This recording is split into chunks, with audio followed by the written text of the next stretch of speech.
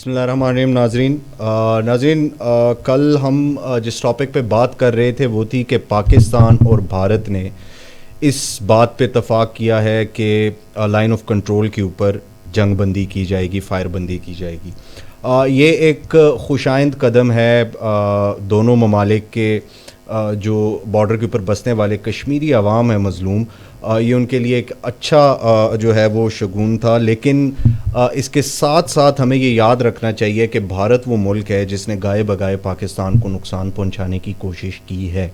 اور وہ جو کہا جاتا ہے کہ کتے کی دم کو اگر 100 سال بھی ایک سانچے میں ڈھال کے رکھا جائے تو اس کے بعد بھی وہ ٹیڑھی کی ٹیڑھی رہتی ہے.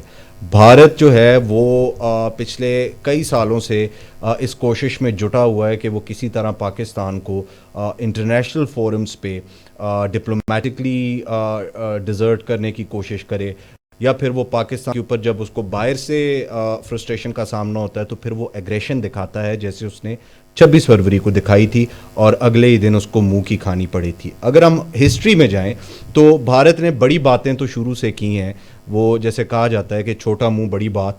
لیکن اگر ہم ہسٹوریکلی دیکھیں تو 1948 میں جب پاکستان اور بھارت کو بر صغیر پاک و ہند کو برطانوی سامراج سے آزادی ملی تو کشمیر کا تنازع جو ہے وہ حل طلب تھا, اور کشمیر کا علاقہ ایسا تھا جس کے اوپر کسی بھی ملک کا قبضہ نہیں تھا. بھارت کی فوجیں کشمیر پر چڑھ دوڑیں, جبکہ پاکستان آرمی نے کشمیر کے اندر کسی بھی قسم کی ایگریسو ایکٹیویٹی کرنے سے جو ہے وہ اپنے آپ کو سائڈ پہ رکھا. لیکن پاکستان کے جو ٹرائبلز تھے اور پاکستان کے جو مجاہدین تھے انہوں نے بھارتی افواج پر حملے کیے, اور انہوں نے نہ صرف گلگت بلتستان بلکہ آزاد جموں کشمیر کے بھی ایک وسیع و عریض علاقے کو بھارتی تسلط سے چھڑایا اور پاکستان میں شامل کیا. اس کے بعد 1962 میں اسی بھارت کو چین سے مار کھانی پڑی. بھارت کو جو چین سے ہزیمت اٹھانی پڑی وہ زخم بھارت آج تک چاٹ رہا ہے, اور بھارت کو آج تک وہ شکست نہیں بھولی. اس کے بعد 1965 میں لال بہادر شاستری کے ٹائم پہ بھارت نے پاکستان کے اوپر جو ہے وہ ایک ایگریشن دکھائی. ہم سے 6 گنا بڑے دشمن نے ہمارے اوپر حملہ کیا, لیکن اسے دوبارہ ناکامی کا سامنا کرنا پڑا. اس کے بعد ناظرین 1971 میں بھارت نے مشرقی پاکستان میں پاکستان کی سیاسی کمزوری کا فائدہ اٹھاتے ہوئے داخلہ کیا, اور اس نے مشرقی پاکستان میں پاکستان کو نقصان پہنچانے کی کوشش کی.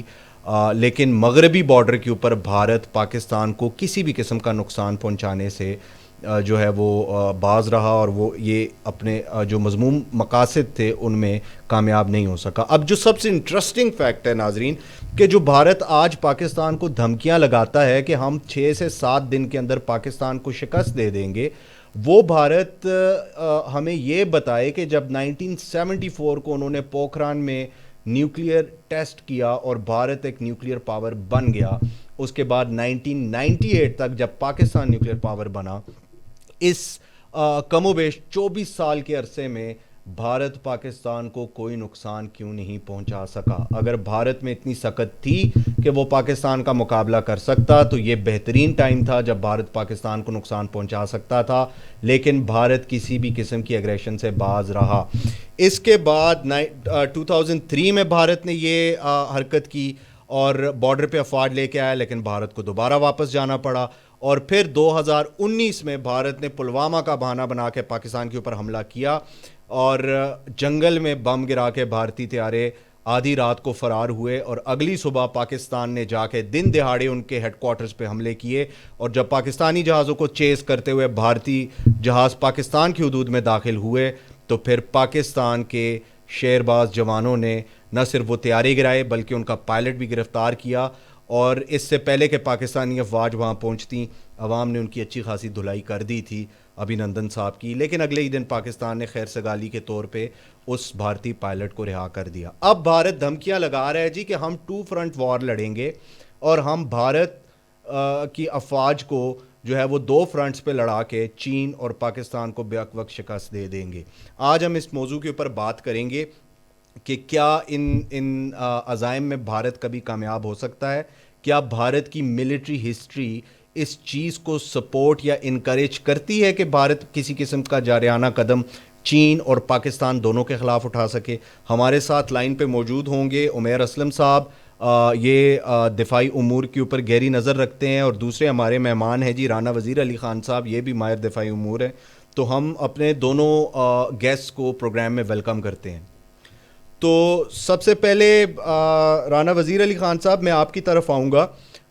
وزیر علی خان صاحب, یہ بتائیے گا کہ بھارت نے جو ماضی میں پاکستان اور چین سے شکست کھائی ہے, اس کے باوجود بھارت جو ہے ہٹ درمی سے یہ بیان دیتا رہا ہے کہ ہم پاکستان اور چین دونوں کو بیک وقت شکست دینے کی صلاحیت رکھتے ہیں. تو کل جو بھارت نے ایل او سی کے اوپر فائر بندی کا مطالبہ کیا ہے, تو کیا یہ بھارت کے ان جو ایکسٹرا آرڈنری جو اس کے کلیمز ہیں ان کو کانٹراڈکٹ نہیں کرتا؟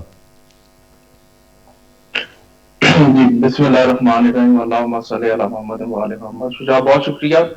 دیکھیں یہ چیز ہمیں سمجھنے کے لیے تھوڑا سا اس کا بیک گراؤنڈ میں جانا پڑے گا. جب جیسا کہ آپ نے انٹرو میں بھی ذکر کیا پلوامہ اٹیک، زیادہ پیچھے نہیں ہم جاتے، پلوامہ اٹیک اور اس کے بعد جو ساری سٹوری انفولڈ ہوئی، ٹھیک ہے، بھارت ہمیشہ سے ہی یہ کلیم کرتا آیا ہے کہ پاکستان کو تو وہ چلیں کنٹرول کر ہی لے گا.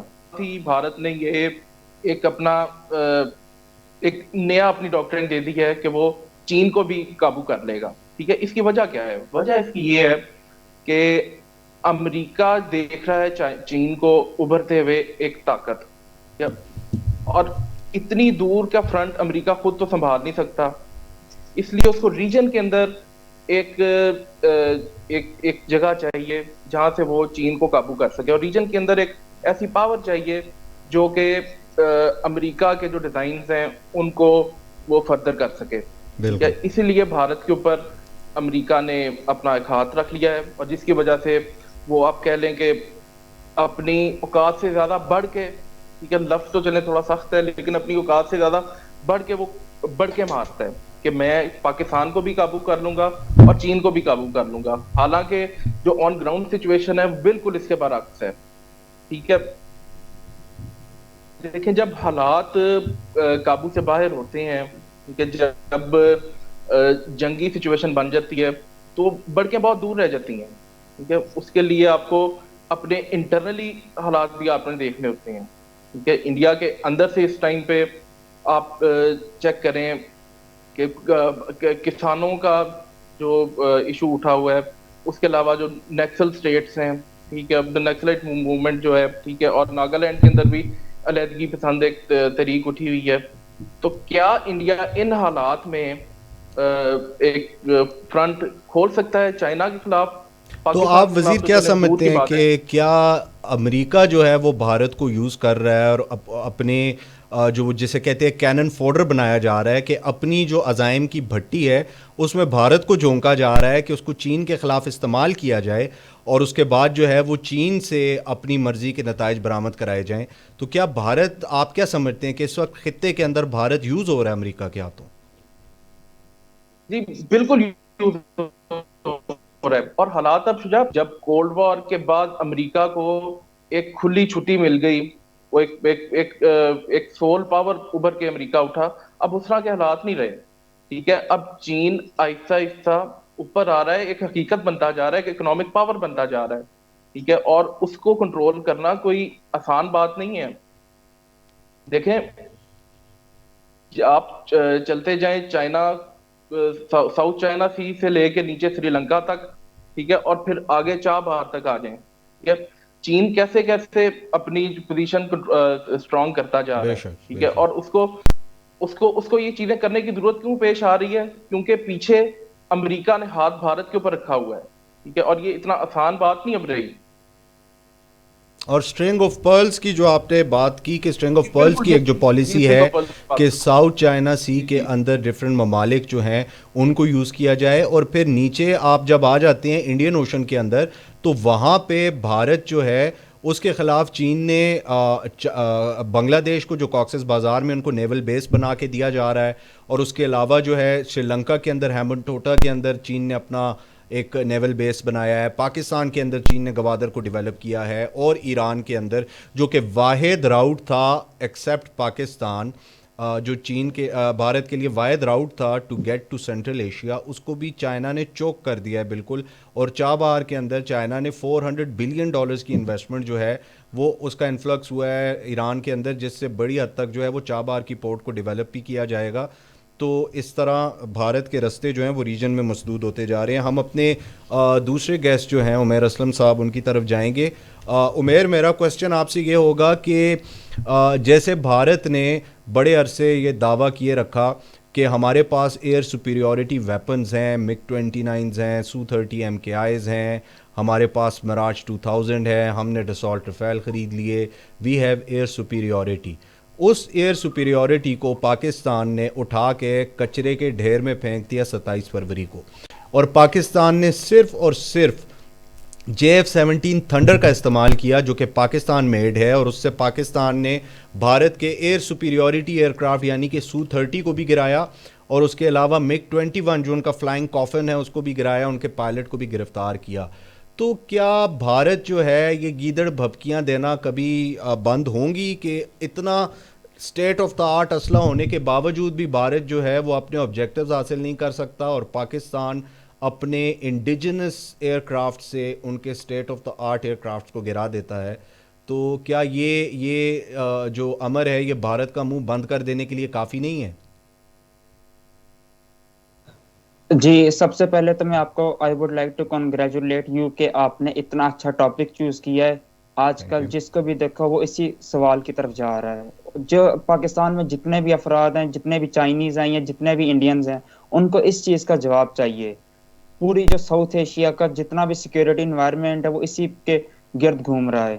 بھارت کی طرف سے ہم دیکھیں تو ان کی یہ بات کی جاتی ہے کہ ہم نے ٹو فرنٹ وار کی طرف جانا ہے. ہم انڈین آرمی چیف کے بیانات اٹھا کے دیکھ لیں، بے شک. انڈین جو وزیر اعظم ہیں ان کے بیانات اٹھا کے دیکھ لیں، ان کی سب سے جو ہم کیا کہتے ہیں کہ جو ان کا الیکٹورل جو ووٹ ہے وہ اسی کے گرد گھومتا ہے. ان کی کوشش یہ ہے کہ ہم اپنی عوام کو کسی طریقے سے اس جو پاک بھارت جنگ ہوگی یا جو پاک چین بھارت ہے اس کے بہانے سے ہم ووٹ حاصل کر سکیں.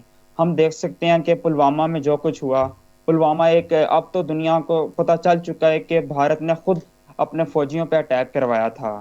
یہ ایک سوچی سمجھی سازش تھی بھارت کی جانب سے. اپنے 44 فوجیوں کو مروایا انہوں نے خود، اور دین انہوں نے پاکستان پہ ایک سرجیکل سٹرائکس کی تھی جس میں انہوں نے جسٹ 4 درخت گرائے تھے اور ایک کوا مرا تھا. تو اب میں آتا ہوں بھارت کی جو ایئر سپیورٹی کی آپ نے بات کی ہے.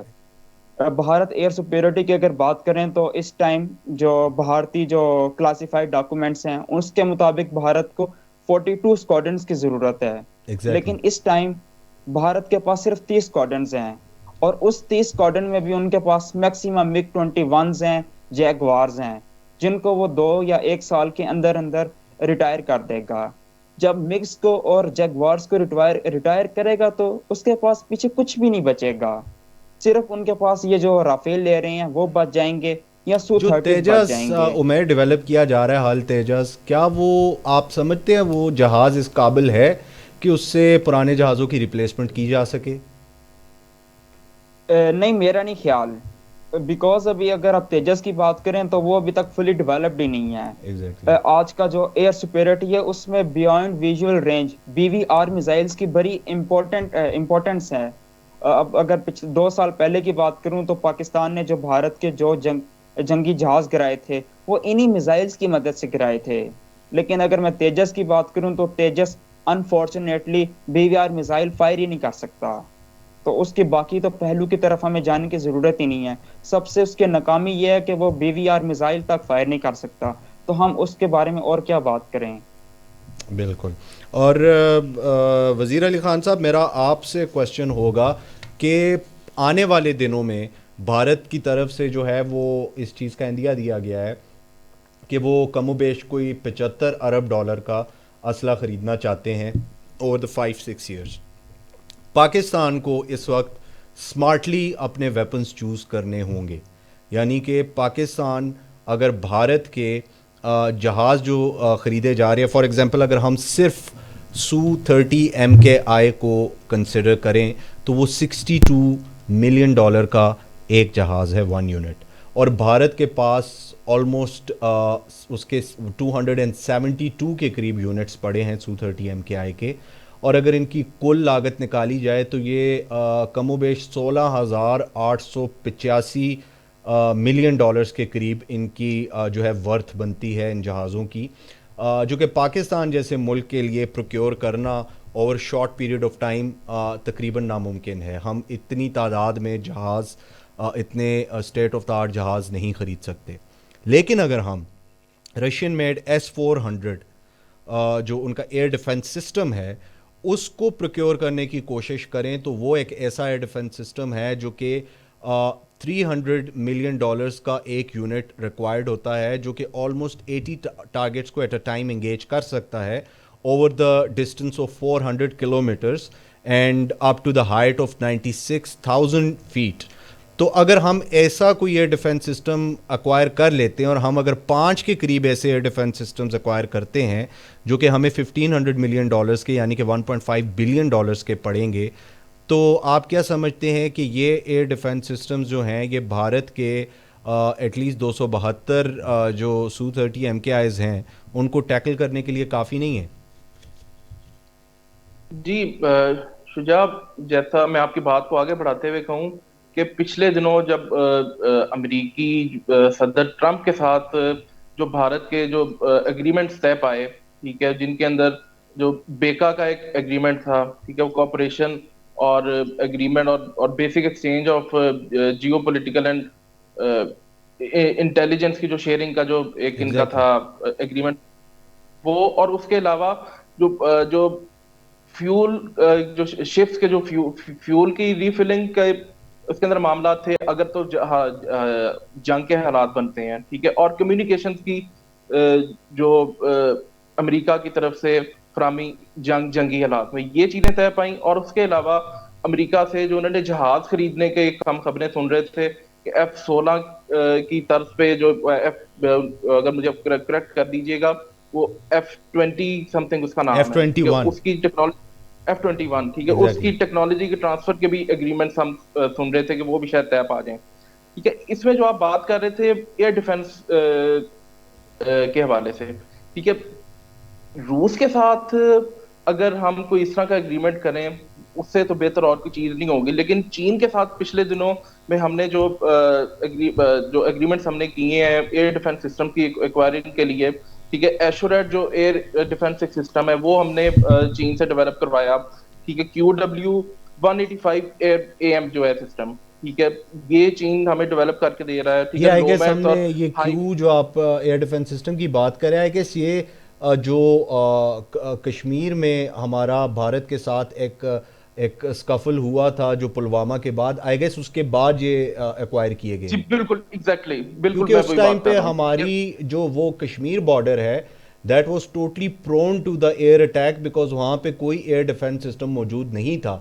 ہمیں ایئر ڈیفنس سسٹمز کی تھرو آؤٹ اور ایسٹرن بارڈر ہمیں ایئر ڈیفنس سسٹمز کی ضرورت ہے, کیونکہ بھارت نے جب کشمیر پہ بھی حملہ کیا تھا تو actually Indian air force sent 3 different formations. پہلی فارمیشن لاہور قصور بارڈر پہ گئی اور وہاں سے وہ واپس چلی گئی, اور اس کے بعد دوسری فارمیشن بہاولپور اوکاڑا سائڈ پہ آئی اور وہاں سے واپس چلی گئی, اور پھر تیسری فارمیشن جو ہے وہ کشمیر میں داخل ہوئی جو کہ بڑی فارمیشن تھی.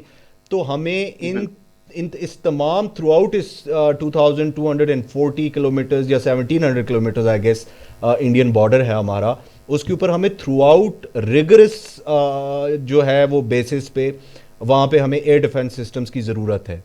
تو آپ کیا سمجھتے ہیں کہ اچھا ایئر ڈیفنس سسٹم جو ہے Russian made S-400 isn't it a good option, because شاید عمران خان صاحب اس کو کنسیڈر بھی کر رہے تھے, اور شاید یہ دنیا کا سب سے سستا اور دنیا کا سب سے افیکٹو ایئر ڈیفنس سسٹم بھی ہے جو کہ 80 کے قریب ٹارگیٹس کو ایٹ اے ٹائم انگیج کرنے کی صلاحیت رکھتا ہے. جی بالکل, یہ بہت ہی وائبل آپشن ہوگی اگر تو ہم رشین ایئر ڈیفنس سسٹم کو ایکوائر کریں, ٹھیک ہے. لیکن اس کے علاوہ ہمیں ہمہ وقت تیار بھی رہنا چاہیے. اسی لیے وہ جو چین کی سسٹم کی میں بات کر رہا تھا, ٹھیک ہے, ونگ بانگ ایک سسٹم ہے, وہ چین ہمیں یہاں پہ ڈیولپ کر کے دے رہا ہے, ٹھیک ہے. اور اس کے علاوہ جو JF-17 کے جو بلاک 3 طیارے جو ہم اس ٹائم ڈیولپ کر رہے ہیں اس سے بھی ہمیں کافی زیادہ فائدہ ہوگا، کیونکہ اس کے اندر بھی جو BVR ٹیکنالوجی کی بات کر رہے تھے بھائی پہلے، یہ کہ وہ ہمیں اس کے اندر وہ جو BVR ٹیکنالوجی ہے وہ بھی ہمیں فراہم اس میں کی جا رہی ہے بلاک 3 کے اندر بھی. اور بہتری کے لیے J10 طیاروں کی اگر بات کی جائے چین سے تو وہ بھی کافی فائدہ مند رہے گی. J10 that's FC-20 I guess, جس کو جی FC-20 بھی بالکل، کہا جاتا ہے. جی جی بالکل ایگزیکٹلی وہی. یا آئی گیس یہ وہی طیارے ہیں جو 23 مارچ کو پاکستان ڈے پریڈ کے اوپر فلائی کرنے بھی آئے تھے پاکستان کے اندر چین کی طرف سے. بالکل جی Exactly, بالکل that's 2019 a میں. really outstanding option. Pakistan can consider that option. میں اپنے دوسرے گیسٹ کی طرف آؤں گا، عمیر اسلم صاحب. پاکستان اور ایران کی اسٹریٹجک پارٹنرشپ جو ہے اس کو آپ کیسے دیکھتے ہیں؟ کیونکہ پاکستان کے اندر چائنا کی انویسٹمنٹس ہیں آلموسٹ 57 to 60 بلین ڈالرز کے قریب، جو کہ سی پیک کے تھرو ہیں. اور اس کے بعد ایران ریجن کے اندر ایک ایسی کنٹری تھی جو کہ سیکلوڈیڈ تھی، بالکل اس کو سائڈ لائن کر دیا گیا تھا امریکی سینکشنز کی وجہ سے، اور ایران کا مین سٹے جو ہے وہ ان کا آئل تھا.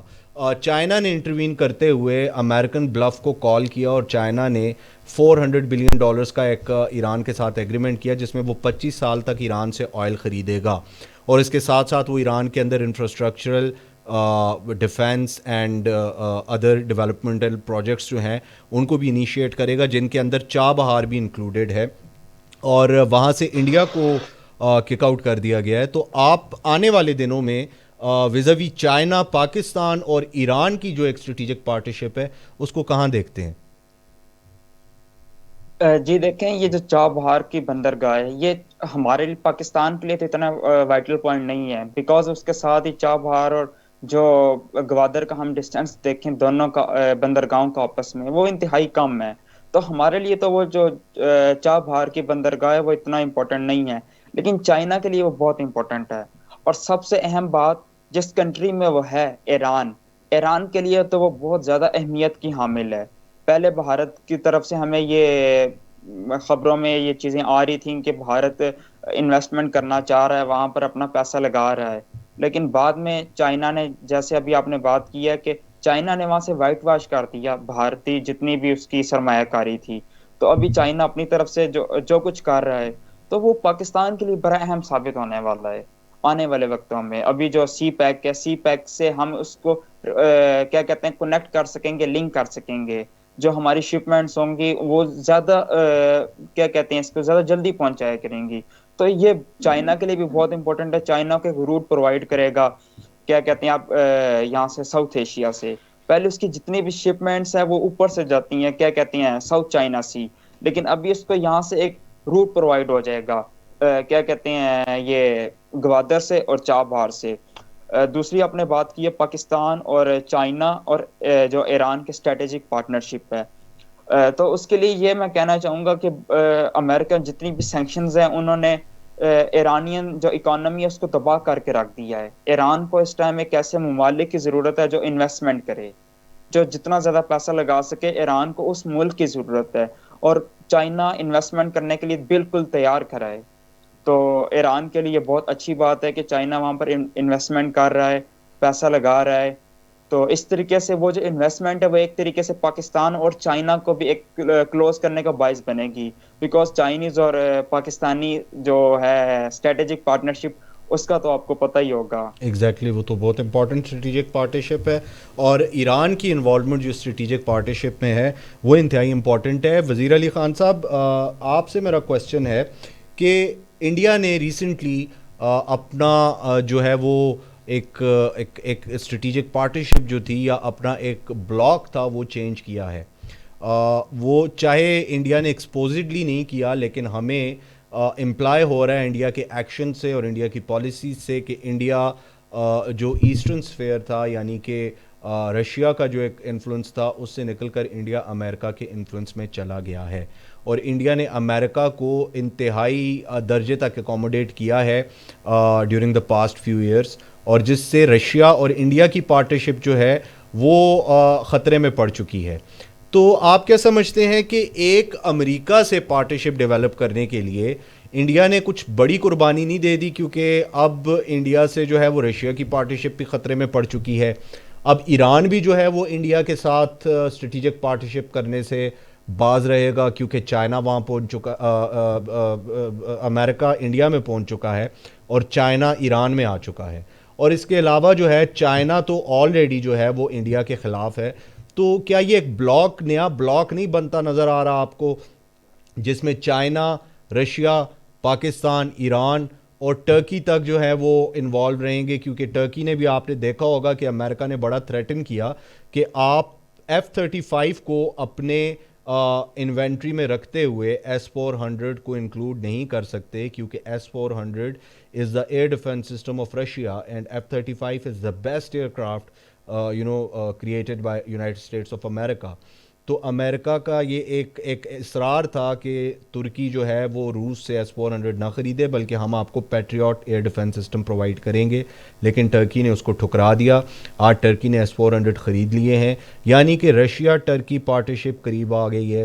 پاکستان رشیا کے تعلقات بہتر ہو رہے ہیں، چائنا اور ایران کے تعلقات آپس میں بن رہے ہیں. تو کیا یہ ایک ریجن میں انتہائی مضبوط بلاک نہیں بن گیا، اور بھارت نے اپنی تمام تر جو ایگز ہیں وہ 12,000 میل دور امریکن باسکٹ میں نہیں پھینک دیے؟ جی دیکھیں، ایک جو نیا بلاک بنتا ہوا ہمیں نظر نہیں آ رہا، بن چکا ہے. اگر آپ کو معلوم ہو، کواد کنٹریز جو ہیں، ٹھیک ہے، اس کے اندر باقاعدہ طور پہ بھارت شامل ہو چکا ہے. ساؤتھ چائنا سی کے جو مسائل تھے ان کے بعد، اور پیسیفک ریجن کے اندر جو امریکی عزائم ہیں ان کو فردر کرنے کے لیے جو کواد کنٹریز کا جو گروپ ہے، ایک جو بلاک ہے، اس کے اندر بھارت تو باقاعدہ طور پہ شامل ہو چکا ہے. ٹھیک ہے، اس کے علاوہ اب جب اب جہاں سے ہم نے بات سٹارٹ کی تھی چین اور امریکہ کے ایشو سے، ٹھیک ہے، اس مسئلے کے بعد سے تو باقاعدہ طور پہ کلیئر کٹ لائن بن چکی ہے کہ بھارت آنے والے دور میں امریکہ کے بلاک میں ہوگا. ٹھیک ہے، اور پاکستان کو ظاہری سی بات ہے، پاکستان ہو گیا، ایران ہو گیا، اور ایون ترکی ہو گیا، کہ جس سائڈ پہ امریکی عزائم ہوں گے یا اس سچویشن میں دیکھیں بھارتی عزائم ہوں گے، وہاں پہ پاکستان کا سروائیول تو نہیں ہو سکے گا. اس لیے نیچرلی ہمیں انکلینیشن ہماری چین اور جو اس کے مقابلے پہ جو ایک بلاک ابھرتا ہوا نظر آئے گا اس سائڈ پہ ہم نیچرلی ہم جائیں گے. ٹھیک ہے، اس کے علاوہ آپ دیکھیں جو بیلٹ روڈ انیشیٹو تھا، ٹھیک ہے، چین سے لے کے یورپ تک، ٹھیک ہے، ایک جو ٹریڈ روٹ ہے بیلٹ روڈ انیشیٹو، ٹھیک ہے، وہ اسی چیز کو تو اس وقت ظاہر کر رہا ہے کہ چین کس طرح سے لے کے پاکستان سی پیک کے تھرو اور آگے ایران، اور ایران سے آگے ترکی سے ہوتے ہوئے آپ کہہ لیں کہ یورپ تک ایک اپنی ٹریڈ روٹ ایک ڈیولپ کر رہا ہے. ٹھیک ہے، اور ابھی ریسنٹلی ہم نے خبریں سنی ہیں کہ اسلام آباد سے لے کے ترکی تک جو ایک ریلوے کا جو نظام تھا جو پہلے 2007 میں یا 2009 میں بند ہو چکا تھا، وہ دوبارہ بحالی کی طرف بھی جا رہا ہے. ٹھیک ہے، اسلام آباد، تہران اور آگے ترکی تک وہ ریلوے سسٹم چلے گا. ٹھیک ہے، تو ہمیں ظاہری سی بات ہے کہ اپنے جو آپشنز ہیں مزید انٹرنیشنل بلاکس کے حوالے سے، ٹھیک ہے، اس کے اوپر ہمیں سوچنا چاہیے، اور لازمی طور پہ ہماری جو اس ٹائم تھنک ٹینکس ہیں وہ اس کے اوپر عمل درآمد شروع بھی کر چکے ہوں گے. ایگزیکٹلی. وزیر علی خان صاحب، آپ سے میرا نیکسٹ کویسچن یہ ہوگا کہ بھارت اور پاکستان کی جو کشاکش ہے جو پچھلے کچھ عرصے سے جاری ہے، اس کے دوران بھارت کی طرف سے پاکستان کو دھمکیاں دی گئی ہیں. ایک تو ٹرو فرنٹ وار کی بات کی گئی ہے جس میں انڈین آرمی چیف جو ہیں نروانے صاحب اور باقی جو ان کے ایئر چیف ہیں بھدوریا صاحب، انہوں نے بھی بڑی دھمکیاں دی ہیں پاکستان کو کہ ہم چین اور پاکستان کو بیک وقت جو ہے وہ شکست دینے کی صلاحیت رکھتے ہیں. اور اس کے علاوہ پاکستان کو تو گیدڑ بھبکیاں جو ہیں پچھلے 70 سالوں سے بھارت دے ہی رہا ہے. اب میں آپ کو چند ایک بیانات ہیں نریندر مودی صاحب کے، وہ آپ کو دکھانا چاہوں گا کہ نریندر مودی صاحب نے پچھلے کچھ عرصے میں پاکستان کے خلاف کس طرح کے بیانات دیے ہیں، اور پاکستان کو اس وقت کیا بھارت کو اتنا لیوریج دینا چاہیے کہ ہم ان کے ساتھ جو ہے وہ جنگ بندی کا اعلان کر دیں، فائر بندی کا اعلان کر دیں، یا ہمیں چائنا کے ساتھ مل کے بھارت کے خلاف کوئی اسٹریٹجی اپنانی چاہیے. اس میں آپ کو نریندر مودی صاحب کے کچھ بیانات دکھاؤں گا کہ انہوں نے کہا ہے کہ at the founding day of the national cadet corps Indian Prime Minister Narendra Modi recently boasted that all India needs to defeat Pakistan is 7 to 10 days. उन्होंने कहा है कि इंडियन आर्म फोर्सेस को 7 से 10 दिन दरकार है पाकिस्तान को शिकस्त देने के लिए. اور اس کے علاوہ جو ہے نریندر مودی صاحب کا ہی بیان آیا تھا جو انہوں نے بٹنڈا میں 2016 میں دیا, اور انہوں نے کہا کہ we will soon turn Pakistan into a desert. We will stop every drop of water going from India to Pakistan. And he said that water belonging to India could not be allowed to Pakistan. یعنی کہ انہوں نے پاکستان کو یہ دھمکی دی کہ ہم پاکستان کو ایک صحرا میں تبدیل کر دیں گے. اور اس کے علاوہ جو ہے انڈین پرائم منسٹر نے یہ بیان بھی دیا کچھ عرصہ پہلے کہ India has stopped her policy of being frightened by Islamabad threat and said its nuclear capabilities are not being kept for Diwali. انہوں نے کہا کہ ہم نے دیوالی پہ پھوڑنے کے لیے نہیں رکھے. تو کیا ہم نے جو نیوکلیئر ویپنز ہیں یہ شبرات پہ پٹاخے پھوڑنے کے لیے رکھے ہیں؟ کیا ہم یہ نیوکلیئر ویپنز جو ہیں یہ بھارت کو ہم ان کی دونس نہیں دکھا سکتے؟ اور بھارت کا جو ایک پاکستان کی جانب رویہ ہے کہ وہ کھلے عام ان کا پرائم منسٹر جو ہے the most responsible person in India is saying کہ میں پاکستان کو ایک صحرا میں تبدیل کر دوں گا. اور اس کے علاوہ وہ کہتے ہیں کہ ہم پاکستان کو معاشی طور پہ بھی بالکل سائڈ لائن کر دیں گے, ہم جو ہے ڈپلومیٹکلی بھی پاکستان کو سیکلوڈ کر دیں گے پوری دنیا میں. اور اس کے علاوہ وہ کہتے ہیں کہ 7 سے 10 دن ریکوائرڈ ہیں ٹوٹل پاکستان کے اندر گھس جانے کے لیے اور پاکستان کو شکست دینے کے لیے. یہ تمام تر بیانات ذہن میں رکھتے ہوئے ہمیں فیوچر میں کیا پالیسی رکھنی چاہیے بھارت کی طرف. اور جب بھارت کا چائنا بارڈر بھی اب والیٹائل ہو چکا ہے اور چائنا تھریٹ کر رہا ہے بھارت کو, تو ہمیں چائنا کے ساتھ مل کے کیا حکمت عملی اپنانی چاہیے بھارت کو زیر کرنے کے لیے؟ جی دیکھیں, یہ بڑے مضحکہ خیز بیانات تھے مودی کے. اتنی آسان بات نہیں ہے پاکستان کے اوپر چڑھ دوڑنا. ٹھیک ہے, آپ نے چڑھائی کرنی تھی. ٹھیک ہے, 27 فروری کو آپ کا جو حشر ہوا, ٹھیک ہے, وہ اس سے آپ کو بہت اچھی طرح ایک چیز پتہ لگ گئی ہے کہ بھارت کے اندر کتنا دم ہے. ٹھیک ہے, ایک جہاز گرنے کے بعد سے جو حالات بھارت کے اندر پیدا ہو گئے, ٹھیک ہے, وہاں سے ہمیں اندازہ ہو گیا کہ وہ کتنے پانی میں ہیں اور ان کا قوم ان کی اور ان کی فوج لڑائی کے لیے کتنی تیار ہے. ٹھیک ہے, پاکستان تو دور کی بات, ان سے نیپال نہیں سنبھالا گیا. ٹھیک ہے, نیپال کے یہ پچھلی گرمیوں کے اندر آپ نے جو حالات دیکھے نیپال کے ساتھ, ٹھیک ہے, کیسے نیپال کے آگے بھیگی بلی بن گیا بھارت. پاکستان کو بھارت کیسے چھیڑے گا؟ ٹھیک ہے, اور اس کے علاوہ دیکھیں وہ شیخ رشید صاحب والی بات آپ نے اس کا ذکر کیا کہ ہم نے بھی شبرات کے لیے نہیں نیوکلیئر ہتھیار رکھے ہوئے.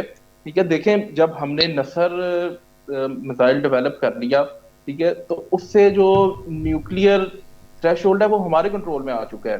ٹھیک ہے, اب ہم ڈیسائیڈ کریں گے کہ کب جنگ نیوکلیئر وار میں تبدیل ہوگی.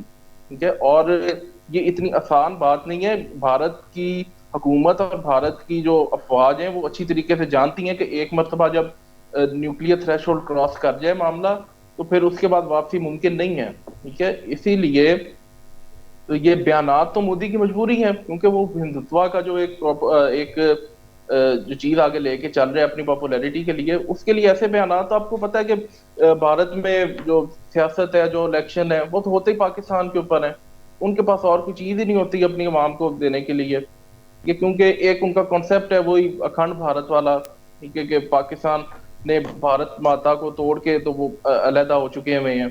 ٹھیک ہے, تو ان کا جو سیاست اور ان کی جو جتنی آئیڈیالوجی ہے, ٹھیک ہے, اس ٹائم وہ تو ہے ہی پاکستان کے خلاف. ان کی تو مجبوری ہے اس ٹائم, اس لیے ایسے بیانات کو سیریسلی لینا چاہیے. لیکن چین کے ساتھ اور باقی جو ہمارے جو ممالک ہیں آس پاس کے, ان کے ساتھ ہمیں اچھی ایک کوآرڈینیشن ڈیفینس اور اسٹریٹجک بنا کے رکھنی چاہیے کہ اگر کوئی ایسے جنگ کے حالات بنے تو ہم تیار رہیں. ٹھیک ہے, ہماری افواج ویسے بھی ہر وقت تیار ہیں جب بھی کوئی بھارت ایسا مس ایڈونچر کرے گا اس کو ہینڈل کرنے کے لیے. اچھا وزیر, میرا آپ سے آخری کویسچن ہوگا کہ جو OIC ہے, آرگنائزیشن آف اسلامک کنٹریز ہے, اس نے آج تک کوئی پازیٹیو کردار ادا نہیں کیا پاکستان اور بھارت کے درمیان جو ٹینشن ہے اس میں. بلکہ ہم او آئی سی کے کچھ لیڈنگ کنٹریز کو دیکھیں جیسے کہ یو اے ای اور سعودی عربیہ، ان کے ہسٹوریکلی جو ہیں وہ زیادہ تعلقات جو ہیں وہ بھارت کے ساتھ استوار رہے ہیں. حالانکہ سعودی عربیہ کو جو ہے وہ بڑی حد تک ڈیفینڈ کرنے میں پاکستان آرمی کا رول ہے، اور یو اے ای کو بڑی حد تک جو ہے وہ ان کے انیشیل ڈیز میں ان کو بوسٹ کرنے کے لیے اور ان کو سٹیپ اپ کرنے کے لیے پروگریس پاکستان نے بڑا رول ادا کیا ہے. لیکن آج تک او آئی سی جو ہے وہ کوئی پازیٹیو کردار ادا نہیں کر سکی.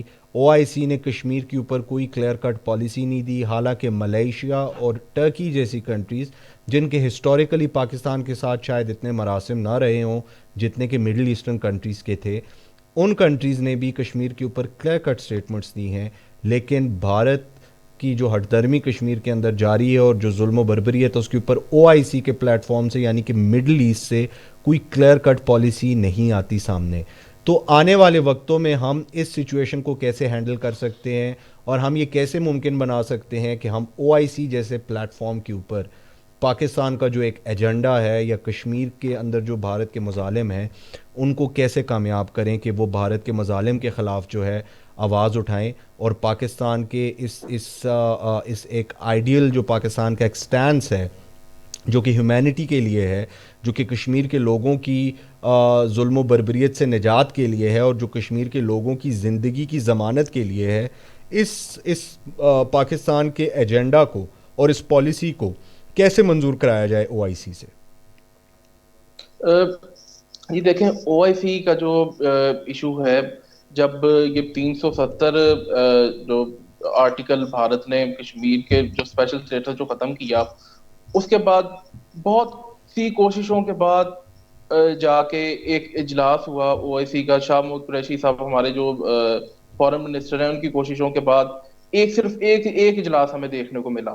ٹھیک ہے، اس کے علاوہ جو آرگنائزیشن آف اسلامک کنٹریز نے کھل کے ہمارے حق میں اس طرح نہیں وہ آئے جس طرح آنے کا حق تھا. ٹھیک ہے، اس کے برعکس دیکھیں ایران، ترکی اور ملیشیا، ٹھیک ہے، وہ یہ ممالک کھل کے ہمارے حق میں سامنے آئے. جو مڈل ایسٹرن کنٹریز ہیں، سعودی عرب ہے اور یو اے ای ہے، وہ موریلٹی کے قریب تک نہیں آتے، کیونکہ ان کے نزدیک جو اکنامک انٹرسٹ ہے، بھارت کیونکہ ایک بہت بڑی مارکیٹ ہے، اور یو اے ای اور سعودی عرب میں جو بھارتی اور بنگلہ دیشی جو لیبر ہے وہ بہت زیادہ تعداد میں وہاں پہ ہے.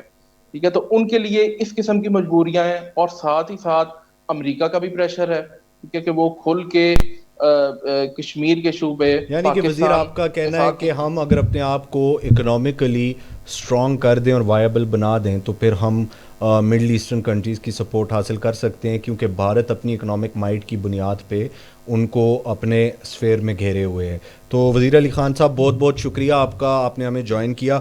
ہم اپنے لاسٹ گیسٹ جو ہیں عمیر اسلم صاحب، ان سے کوشچن کریں گے آخری کہ عمیر اسلم صاحب آپ کیا سمجھتے ہیں کہ آنے والے دنوں میں پاکستان کو اپنی اسٹریٹجک پارٹنرشپ جو ہے وہ افغانستان کے ساتھ کیسی رکھنی چاہیے، کیونکہ Afghanistan has been an island of instability in South Asia and India کی وہاں پہ کافی انویسٹمنٹس ہیں، اور انڈیا نے بلینز آف ڈالرز صرف اس لیے انویسٹ کیے ہیں کہ وہ اس کو ایک بیس کیمپ کے طور پہ یوز کرے پاکستان کے خلاف. جتنی انڈیا کی طرف سے پینیٹریشن ہوئی ہے، ایون آپ کلبھوشن یادو کو دیکھ لیں، اس کا نیکسس بھی جو ہے وہ ایران اور افغانستان سے ملتا ہے. اگر آپ اے پی ایس اٹیک دیکھیں تو وہ سارے اٹیک کرنے والے جو دہشت گرد تھے وہ افغانستان کے تھرو آئے، اور دیر از اے کریڈیبل ایویڈنس چونکہ محیط یوسف صاحب نے جو ہمارے نیشنل سیکیورٹی ایڈوائزر ہیں انہوں نے انڈیا کو پیش بھی کیا کہ را کے ایجنٹس نے 8 مرتبہ کال کی اے پی ایس پشاور کے اٹیک سے پہلے ان دہشت گردوں کو، اور انہوں نے جیسے ظلم و بربریت کا نشانہ ہمارے ننھے اور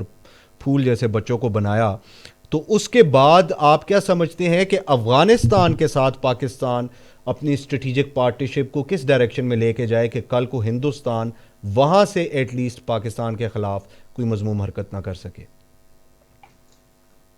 جی دیکھیں، افغانستان میں جو امن ہے، امن و امان کی جو صورتحال ہے، وہ جتنی زیادہ اچھی ہوگی وہ اتنا زیادہ پاکستان کے لیے فائدہ مند ہے.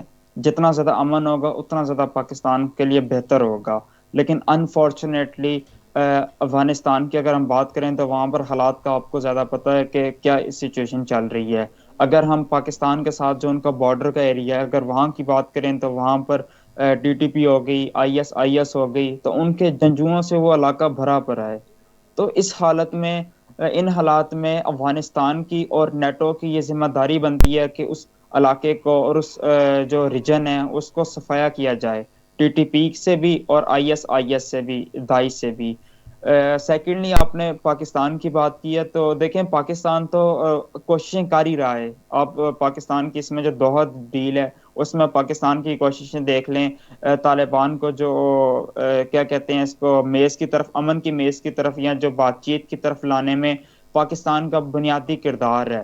ہمارے جو آئی ایس آئی چیف ہو گئے یا جو ہمارے نیشنل سیکیورٹی ایڈوائزر ہیں، انہوں نے کئی بار طالبان سے ملاقات کی ہے۔ طالبان جب بھی پاکستان بالکل آتے رہے عمیر، ہیں۔ آپ بالکل درست فرما رہے ہیں کہ پاکستان کشمیر اور افغانستان اور ان تمام تر علاقوں کے اندر جو دہشت گردی ہے جس کے پیچھے بھارت کا ہاتھ ہے، اس کو کنٹرول کرنے کے لیے پاکستان اپنی پوری کوشش کر رہا ہے۔ بھارت کو بھی پاکستان نے گائے بگائے میز پہ آنے کے لیے مذاکرات کی مجبور کیا ہے کہ کشمیر کے ایشو کو ریزالو کیا جائے، اور اس کے ساتھ ساتھ جو افغانستان کے اندر ایک دہشت گردی کی فضا ہے جس کا فائدہ اٹھا کے بھارت جو ہے وہ پاکستان کے اندر پینیٹریٹ کر رہا ہے، پاکستان کی کوشش ہے کہ اس کو بھی بڑی حد تک کنٹرول کیا جائے۔ بہت بہت شکریہ عمیر اسلم صاحب اور رانا وزیر علی خان آپ کا۔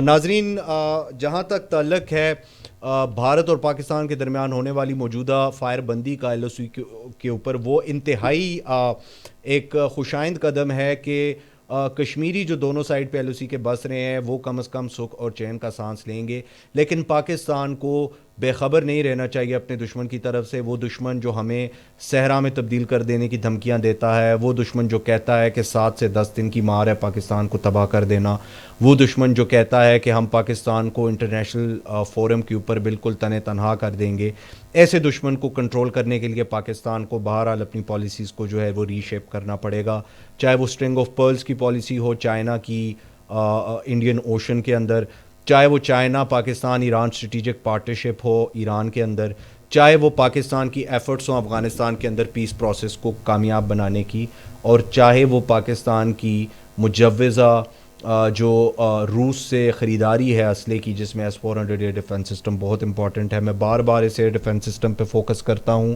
کیونکہ یہ ایک ایئر ڈیفنس سسٹم ایسا ہے جو کہ ہم اگر حاصل کر لیتے ہیں تو ہم انڈیا کا ایئر سپیریورٹی بلف جو ہے اس کو کال کر سکتے ہیں، اور انڈیا جو کہ بغیر اس ایئر ڈیفنس سسٹم کے ہماری فضائی حدود کو پار کر کے اس کو ہزیمت کا سامنا کرنا پڑا ہے، اگر یہ ایئر ڈیفنس سسٹم یہاں پہ موجود ہوگا تو پھر بھارت کبھی آنکھ اٹھا کے دیکھے گا بھی نہیں پاکستان کی طرف۔ ناظرین، کل اسی ٹائم پہ دوبارہ ملیں گے، کل تک کے لیے خدا حافظ۔